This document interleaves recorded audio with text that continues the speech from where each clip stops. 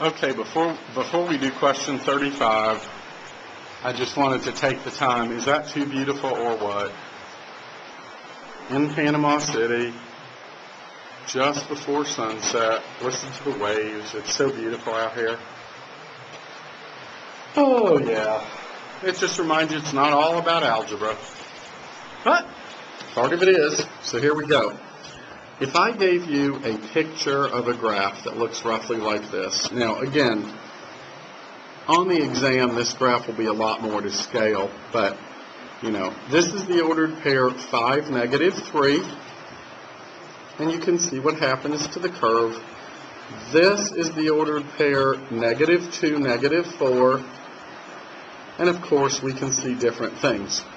Now, the first thing I want to know is what the domain of this function is. Remember, to find the domain of a function, you should hold your hand vertically, and you should scan from left to right.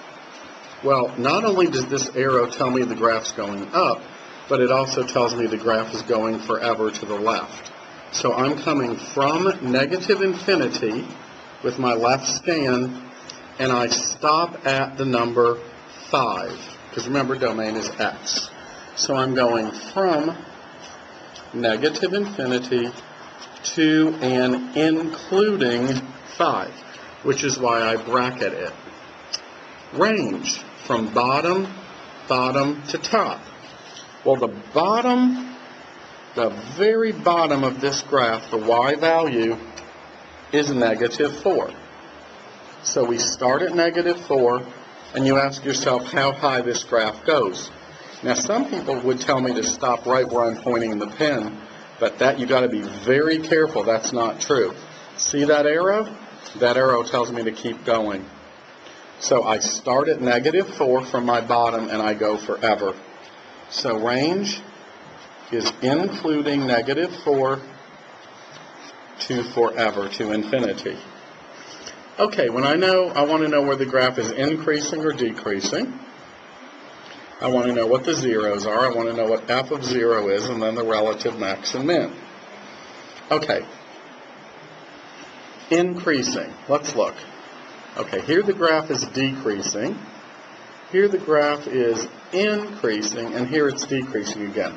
So the part that it's increasing is right here. And that goes from an x value of -2 if I scan over to an x value of 0. So increasing, remember, increasing is always answered in terms of x. We're going from -2 to 0. And with increasing, decreasing, or constant, you never use closed. You never use bracket. Just to scan back out there again. Look how beautiful that became. Okay, come on back here.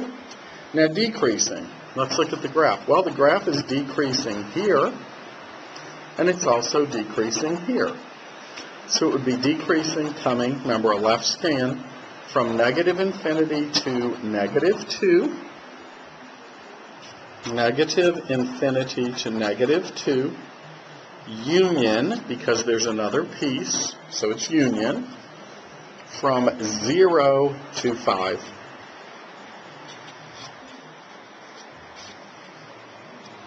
Okay, the zeros of the function are the x values where the graph crosses the x-axis. This number is -5, this number is -1, and this number is +2.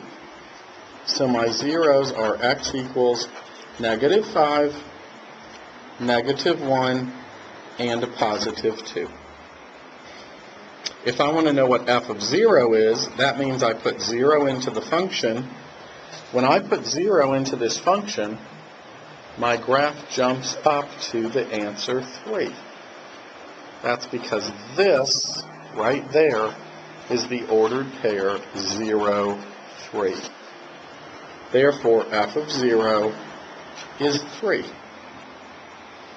Relative max, okay? Relative max means what is the y value at the top of the hill. Well, this graph only has one hill right there that I'm pointing out, and the top of the hill has a y value of 3. Therefore, the relative max is 3. Relative min wants to know what the y value is at the bottom of a valley. This is a valley. The y value in that valley is -4.